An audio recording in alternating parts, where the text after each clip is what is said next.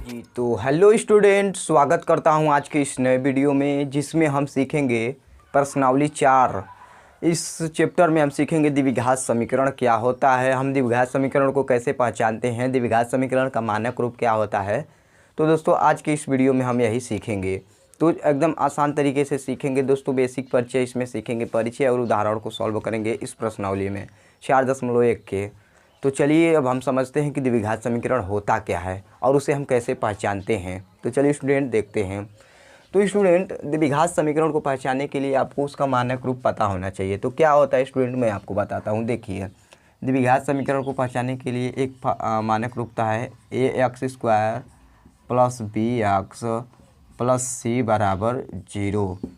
जहाँ स्टूडेंट आपको एक शर्त लगती है जहाँ a ≠ 0 होता है। तो आप पूछेंगे स्टूडेंट कि यह a ≠ 0 क्यों होता है। तो मैं आपको बता दूं कि यहाँ 0 पर रख के बताता हूँ। देखिए स्टूडेंट, अगर मैं यहाँ पर 0 रख देता हूँ a का मान, तो देखिए a × x² + bx + c बराबर 0। देखिए 0 की किसी भी संख्या में गुणा होता है तो 0, जैसे 0 का 1 में गुणा होता है तो 0 बन जाता है, 0 का 2 में गुणा होगा तो 0 बन जाता है। तो देखिए अगर 0 का x² में गुणा होगा तो क्या हो जाएगा, 0 हो जाएगा, प्लस abx हो जाएगा + c बराबर 0।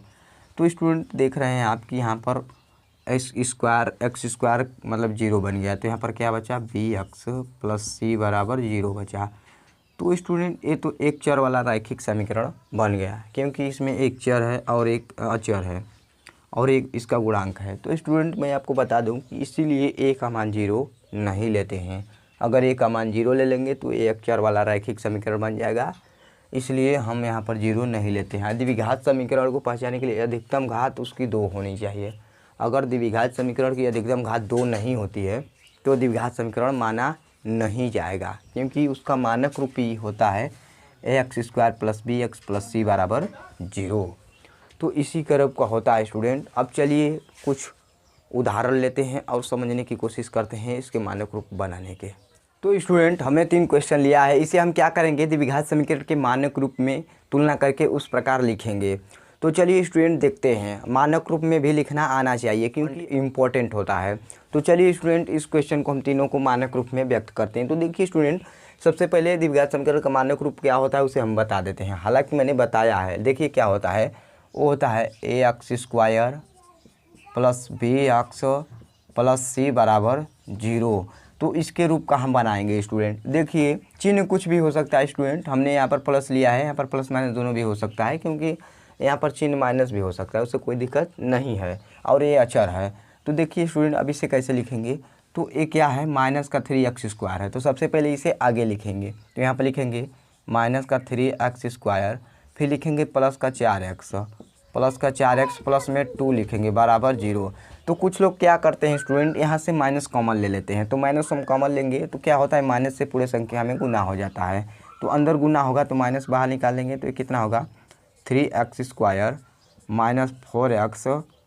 - 2, ये क्या हो जाता है, बराबर 0। तो देखिए स्टूडेंट, अगर यहाँ पर कुछ नहीं होता है, माइनस है, तो यहाँ पर -1 छुपा होता है। तो क्या करेंगे, -1 को 0 के बट्टे में ले जाएंगे, तो 0 के बट्टे में कुछ भी संख्या से भाग देंगे तो वो 0 ही आता है। तो यहाँ पर क्या होगा, 3x² - 4x - 2 बराबर 0। तो देखिए हमने यहाँ पर मानक रूप में बना दिया। क्या बनाया, 3x² - 4x - 2 बराबर 0 के रूप में। तो स्टूडेंट चलिए दूसरा क्वेश्चन को हम मानक रूप में बनाते हैं। तो इसमें क्या दिया स्टूडेंट, 5x² बराबर 9 दिया है। तो इसे मानक रूप में बनाने के लिए क्या करेंगे कि देखिए यहाँ पर अचर दिया है और एक चर दिया है। तो इसे कैसे बनाएंगे, देखिए इसे ये प्लस का 9 है, पक्षांतर करके माइनस को लिया देंगे, तो ये क्या हो जाएगा, 5x² - 9 बराबर 0। तो देखिए स्टूडेंट इसे हम इस तरह बना सकते हैं, बस यही हो गया। अब देखिए स्टूडेंट इसे कैसे बनाएंगे, तो इसमें दिया है -7x + 6x² बराबर 0। तो इसे बनाने के लिए स्टूडेंट हम क्या करेंगे, देखिए ये -7x है, तो हम क्या करेंगे, इसके मानक रूप से तुलना करके उसके हिसाब से बना लेंगे। तो मानक रूप क्या होता है, वो होता है ax² + bx + c बराबर 0। इसके रूप का बनाएंगे। तो देखिए सबसे पहले क्या रखते हैं, x² रखते हैं, तो a का मान 6 हो गया, एक्स स्क्वायर तो एज इट इज है, तो इसे हम इस टाइप का लिखेंगे। तो ये क्या हो गया 6x² माइनस का 7x बराबर 0। तो देखिए स्टूडेंट हमने बना दिया। तो इसी तरह आप भी बना सकते हैं। तो देखिए हमने तरह बना दिया, तो अब क्या करेंगे, यही इसका आंसर होगा।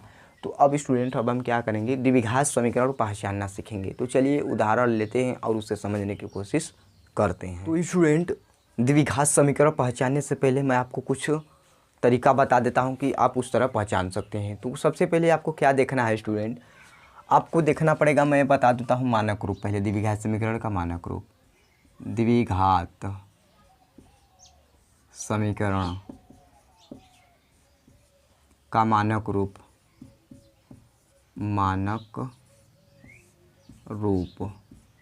तो द्विघात समीकरण का मानक रूप क्या होता है स्टूडेंट, हमने बताया है ax² plus bx plus c बराबर 0, जहाँ a ≠ 0। तो स्टूडेंट आपको क्या देखना है, द्विघात समीकरण अगर आपको पहचानना है कि है या नहीं, तो देखिए सबसे पहले तो आपको देखना पड़ेगा कि उस समीकरण का अधिकतम घात 2 होना चाहिए। अगर उसकी अधिकतम घात 2 नहीं है तो वह द्विघात समीकरण नहीं है। तो देखिए अधिकतम घात कितनी होनी चाहिए, 2। तो यहाँ पे लिखेंगे अधिकतम घात कितनी होनी चाहिए, 2 होनी चाहिए। अधिकतम घात 2 होनी चाहिए। और दूसरा शर्त क्या है, a का मान ≠ 0 होना चाहिए। अगर 0 हो गया तब भी वो द्विघात समीकरण नहीं होगा। क्यों नहीं होगा, देखिए अगर यह 0 हो जाएगा तो x² रहेगा कहाँ, वो भी 0 हो जाएगा। तो इसीलिए हम कहते हैं कि द्विघात समीकरण की अधिकतम घात 2 होनी चाहिए, या फिर a का मान भी 0 नहीं होना चाहिए। अगर ये दोनों हो जाता है, अगर इसकी घात भी 2 नहीं होती है तो द्विघात समीकरण नहीं होगा। अगर a का मान 0 हो जाता है तो वो भी द्विघात समीकरण नहीं होगा। तो चलिए हम ये 2 कंडीशन लेकर के हम इसे सॉल्व देखेंगे कि इसमें से कौन सा द्विघात समीकरण है और कौन सा नहीं है। तो चलिए स्टूडेंट देखते हैं। तो चलिए स्टूडेंट पहला क्वेश्चन को हम सॉल्व करते हैं। तो क्या लिखेंगे स्टूडेंट, हल लिखेंगे, हल। तो उसके बाद ये क्या होगा स्टूडेंट, इसे लिखेंगे।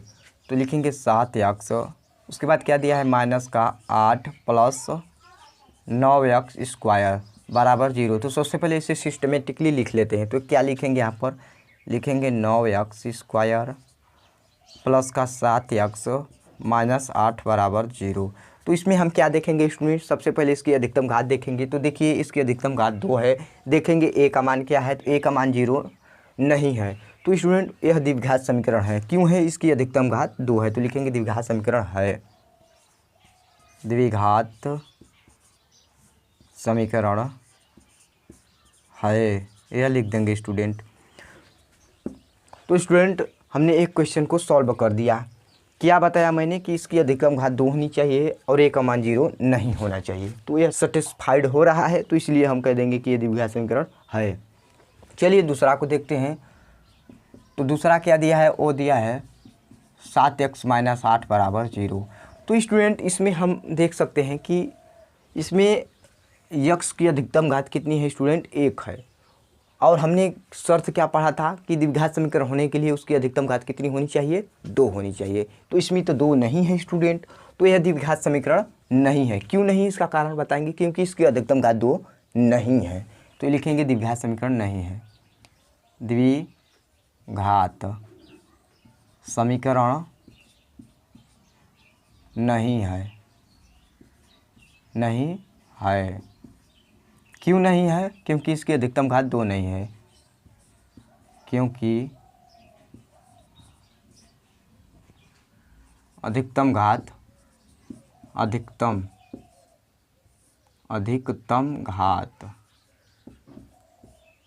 2 नहीं है। तो इसी तरह स्टूडेंट आपको लिखना है, क्या लिखना है कि द्विघात समीकरण नहीं है। क्यों नहीं है, क्योंकि अधिकतम घात 2 नहीं है इसकी, यह लिख देंगे।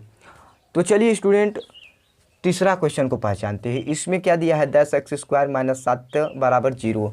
तो स्टूडेंट आपको ये मैं होमवर्क में दे रहा हूँ, इसे और इसे। देखिए तीसरा और चौथा को मैं आपको होमवर्क में दे रहा हूँ। क्या है 10x² माइनस 7 बराबर 0 और एक है x² बराबर 8x माइनस 9। तो इसे मैं आपको इन दोनों को होमवर्क में दे रहा हूँ। मैं किसे करवा रहा हूँ, 5वां क्वेश्चन को। इसमें दिया रूट में 3x² plus 1/√3x plus root में 3 बराबर 0। तो इसे मैं करवा रहा हूँ, उसके बाद दूसरा उदाहरण को सॉल्व करेंगे। तो चलिए स्टूडेंट सॉल्व करते हैं। तो लिखेंगे यहाँ पर, तो स्टूडेंट आप कहेंगे कि इसकी अधिकतम घात 2 है, ए का मान 0 भी नहीं है, तो ये तो द्विघात समीकरण है। तो ये तो द्विघात समीकरण है स्टूडेंट। आप कहेंगे कि ये तो रूट में दिया है, तो मैं आपको बताऊँ रूट से कोई फ़र्क नहीं पड़ता है। अब इसका हम क्या करेंगे, एलसीएम ले लेंगे। अगर एलसीएम लेंगे तो इसे हम क्या करेंगे, द्विघात समीकरण के मानक रूप जैसा लिख सकते हैं। तो हम उसे उस तरह लिख देंगे। कैसे लिखेंगे चलिए देखते हैं। तो स्टूडेंट अगर यहाँ पर कुछ नहीं होता है तो बटे में क्या होता है, 1 होता है। इन दोनों के बटे में 1 होता है, यहाँ पर भी 1 होता है। तो अब हम क्या करेंगे स्टूडेंट कि देखिए रूट में 3 है और ये 1 है। अगर रूट में 3 और 1 का एलसीएम लेंगे तो रूट में 3 ही होता है। तो अब हम क्या करेंगे स्टूडेंट कि रूट में 3 का इसमें भी गुना करेंगे, रूट में 3 का इसमें भी गुना करेंगे, उसके बाद आगे सॉल्व करेंगे। तो देखते हैं। तो पहले रूट में 3 नीचे लिख लेते हैं, उसके बाद रूट में 3 का रूट में 3 गुना होगा तो वो 3 होता है। 3x² होगा, प्लस में 1 होगा इंटू x होगा, प्लस में फिर रूट में 3 और रूट में 3 गुना होगा तो 3 ही होगा। ये बराबर 0 है, तो रूट में 3 का गुना 0 में होगा तो 0 ही हो जाएगा। तो यहाँ पर क्या होगा, 3x² प्लस x प्लस 3 बराबर 0। तो आप देख सकते हैं स्टूडेंट हमने सिंपली बना दिया मानक रूप जैसा। मानक रूप द्विघात समीकरण का कैसा होता है मैं लिख देता हूँ। क्या होता है, ax² plus bx plus c बराबर 0। ए नॉट इक्वल टू 0 ये तो होता है ये। तो देखिए इसके रूप का हमने बना दिया। तो ये भी द्विघात समीकरण है। तो उम्मीद करता हूँ स्टूडेंट आप लोगों को उदाहरण 1 का 5 क्वेश्चन समझ में आया होगा। चलिए उदाहरण दूसरा लेते हैं और उससे समझने की कोशिश करते हैं। तो स्टूडेंट इस क्वेश्चन को भी हमें बताना है कि यह द्विघात समीकरण है या फिर नहीं है। तो चलिए स्टूडेंट इसे हम बनाते हैं। तो क्या करेंगे स्टूडेंट, ये देखिए दोनों गुना में है, इस साइड भी दोनों गुना में है। तो सबसे पहले गुना कर लेते हैं। तो क्या करते हैं गुना में स्टूडेंट, देखिए तो सबसे पहले x गुना इसमें करते हैं, इसमें करते हैं, फिर उसके बाद -1 का गुना इसमें करेंगे, इसमें करेंगे। तो देखिए कर लेते हैं। तो x का गुना x में करेंगे तो x² हो जाएगा, तो यहाँ पर x² होगा।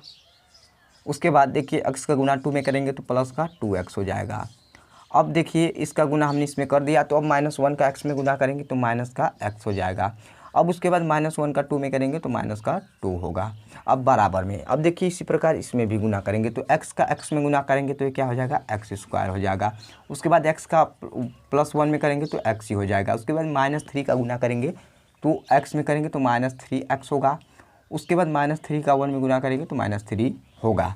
तो अब स्टूडेंट अब क्या करेंगे, देखिए इधर भी x² है, इधर भी x² है, तो इसे हम काट देंगे, ये कट जाएगा।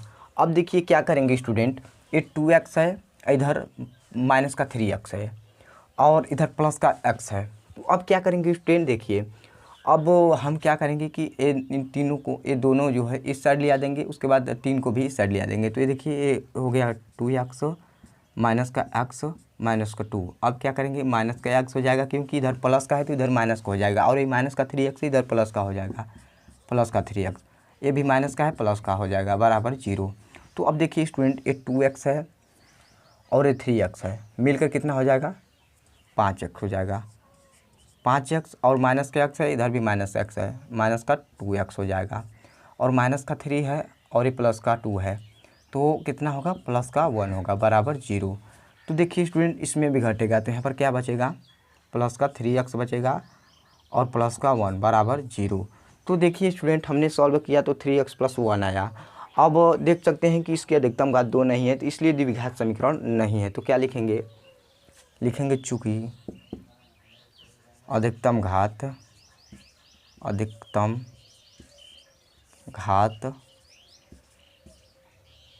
2 नहीं है, इसलिए क्या होगा स्टूडेंट, इसलिए द्विघात समीकरण नहीं है। लिखेंगे द्विघात समीकरण नहीं है, यह लिख देंगे स्टूडेंट। तो स्टूडेंट इसी तरह हम सॉल्व कर देंगे। तो चलिए उदाहरण तीसरा लेते हैं और उसे समझने की कोशिश करते हैं। तो चलिए स्टूडेंट हमने उदाहरण 3 और 4 को लिख लिया है, तो इसे भी हम सॉल्व करके चेक करेंगे कि यह द्विघात समीकरण है या फिर नहीं है। तो चलिए देखते हैं। तो इसे कैसे सॉल्व करेंगे स्टूडेंट, देखिए x + 1 का होल स्क्वायर है बराबर 2 × x - 3 है। तो आपको a + b का होल स्क्वायर का फार्मूला याद होना चाहिए। तो मैं आपको बता देता हूँ क्या होता है। वो होता है a + b का होल स्क्वायर का फार्मूला, वो होता है a² + 2ab plus B square. इसे भी ऐसे भी लिख सकते हैं, देखिए A square plus B square plus 2ab। आप जिस तरह याद किए होंगे आपको याद होगा। यहाँ पर एक्स प्लस वाई भी रख करके याद कर सकते हैं, उससे कोई दिक्कत नहीं है। तो इसे हम तोड़ेंगे तो क्या होगा, ये होगा एक्स स्क्वायर प्लस कितना होगा 2x प्लस बी स्क्वायर यानी 1 का स्क्वायर। तो कोई फ़र्क नहीं पड़ेगा, 1 का स्क्वायर 1 ही होता है, कोई दिक्कत नहीं है। उसके बाद 2 का गुना x में करेंगे तो कितना हो जाएगा 2x होगा माइनस 3 दूना के 6 होगा। तो देखिए स्टूडेंट हमने तोड़ दिया इसे, क्या हो गया x square plus 2x plus 1 बराबर 2x माइनस 6 हो गया। तो देखिए स्टूडेंट अब हम क्या करेंगे, उसका 2x से इसे पक्षांतर करके इधर ले आएंगे तो ये तो कट जाएगा, तो इसे हम काट दिए। अब हम क्या करेंगे -6 को इस साइड ले आ देंगे, यहाँ पर माइनस का है तो इस साइड आएगा प्लस का हो जाएगा। तो ये होगा एक्स स्क्वायर प्लस 1 प्लस 6 बराबर 0। इसे जोड़ेंगे तो क्या होगा एक्स स्क्वायर प्लस 7 बराबर 0। तो देख रहे हैं स्टूडेंट इसकी अधिकतम घात 2 है, तो इसलिए ये क्या होगा द्विघात समीकरण होगा। तो यहाँ द्विघात समीकरण है, द्विघात समीकरण है, यह लिख देंगे। तो चलिए स्टूडेंट इस क्वेश्चन को हम सॉल्व करते हैं। इसमें दिया है x माइनस 1 बटा के x बराबर 6। तो इसे बताना है कि यह द्विघात समीकरण है या फिर नहीं है। तो कैसे चेक करेंगे स्टूडेंट, चलिए देखते हैं। तो जब भी इस तरह का क्वेश्चन आए तो क्या करते हैं एलसीएम लेते हैं। तो एक और x का एलसीएम लेंगे तो x ही होगा, तो x का इसमें गुना होगा। तो यहाँ पर x से गुना करेंगे तो ये हो जाएगा एक्स स्क्वायर माइनस 1 बटा के x बराबर 6। अब इसका इसमें गुना कर देंगे तो ये क्या होगा एक्स स्क्वायर माइनस 1 बराबर 6x। तो 6x को पक्षांतर करके इस साइड ले आ देंगे तो ये क्या होगा x square minus 6x minus 1 बराबर 0। तो स्टूडेंट हम देख रहे हैं कि एक्स स्क्वायर की अधिकतम घात कितनी है 2 है और ए का मान भी 0 नहीं है। तो इसलिए क्या होगा स्टूडेंट ए भी द्विघात समीकरण है। यहाँ पर लिखेंगे द्विघात समीकरण है, यह लिख देंगे। तो उम्मीद करता हूँ स्टूडेंट आप लोगों को इतना क्वेश्चन समझ में आया होगा और द्विघात समीकरण आपको पहचानना भी आ गया होगा। अगर फिर भी कुछ भी डाउट होता है स्टूडेंट आप कमेंट बॉक्स में ज़रूर बताइएगा। नेक्स्ट वीडियो में हम क्वेश्चन और एक उदाहरण को सॉल्व करेंगे। तो मिलते हैं नेक्स्ट क्लास में। जय हिंद।